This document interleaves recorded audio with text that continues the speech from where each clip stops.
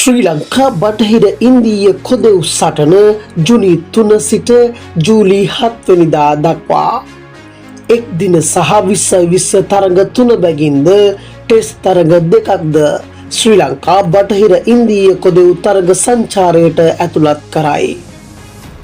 Cricket ලොව තොරතුරු ඇසීමට ක්‍රිකට් හයිලයිට් අප සමග එක්වන්න.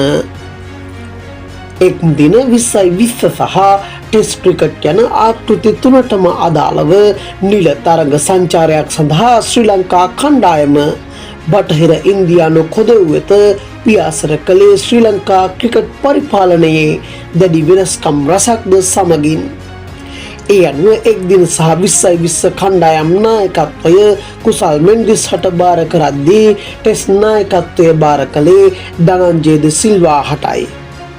පළමු එක් දින තරඟය ජුනි 3 වෙනිදා ශ්‍රී ලංකා වේලාවෙන් පස්වරු 7ටද දෙවන සහ තුන්වෙනි තරඟය ජුනි 6 වෙනිදා සහ ජුනි 8 වෙනිදා පස්වරු 12:30ටද ආරම්භ වීමට නියමිතයි.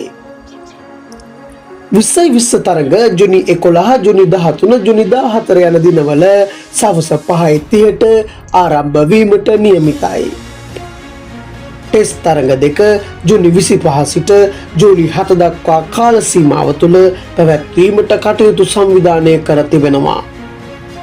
ශ්‍රී ලංකා බටහිර ඉන්දීය කොදෙව් අතර තරඟවල සවිස්තරාත්මක තොරතුරු ඔබ වෙත ගෙන එන්නට ක්‍රිකට් හයිලයිට් අප සූදානම්.